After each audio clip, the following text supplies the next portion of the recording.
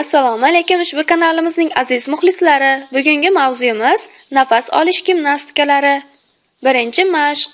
Nafas mashqlari bajarilayotganda qomatga e'tibor berish zarur. Boshni to'g'ri tutish, yelkalarni orqaga tashlash va qorinni tortish kerak. Havo burun orqali o'pkaning pastki qismiga erkin tortiladi. Shunda qorin bo'shlig'i kengayadi. Undan keyin havo asta-sekinlik bilan o'pkaning o'rta va yuqori bo'limlariga o'tadi. Ko'krak qafasi kengayadi, qorin esa torayadi. Ikkinchi mashq. Yelkalarni orqaga tashlang. Sekinlik bilan chuqur nafas oling. So'ngra nafasni imkon qadar ushlab turishga harakat qiling.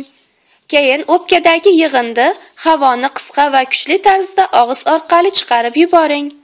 Bu nafas mashqi o'pkada qolib ketgan havoni chiqarib yuboradi. Organizmdagi toliqish hissini bartaraf qiladi. Kishiga quvvat bag'ishlaydi. Uchinchi mashq. Nafas olayotganda uning ritmiga alohida e'tibor qaratish kerak bo'ladi. Buni quyidagi usulda tasnif qilish mumkin. 8 soniya mobaynida chuqur nafas oling. Olingan nafasni 4 soniya o'pkada saqlab turing. 8 soniya davomida nafasni chiqarib yuboring va yana 4 soniya tanaffus qiling. Shundan so'nggina yangi nafas olishni boshlang. 4-chi mashq. Dastlab chuqur nafas oling. Boshlang'ich holat oyoqlar yelka kengligida qo'yilgan va organizmning bo'shashgan holati.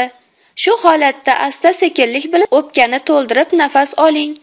Bir necha soniya ushlab turing va shoshilmasdan nafas chiqaring.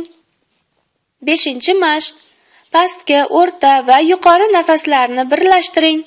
Boshlang'ich holatda to'liq nafas chiqaring va yana shoshilmasdan nafas oling. Birinchi bosqichda qorinni to'ldiring. Ikkinchi bosqichda havo oqimining qorindan o'pkaga o'tganini his qilasiz. Uchinchi bosqichda esa o'pkaning havoga to'lganini va ko'krak qafasining kengayganini sezasiz. 6-chi mashq. Qorin bilan nafas olish. Tizza bilan yerga o'tiring va qo'llarni belga qo'ying.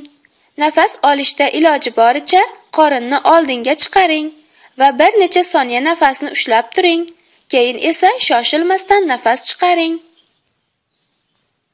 Sog'lom odam uchun kuniga 10-15 daqiqalik to'liq nafas olish yetarli.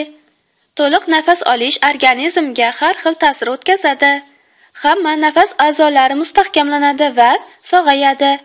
O'pkaning hayotiy hajmi kengayadi. Yurak tizimi faoliyati yaxshilanadi.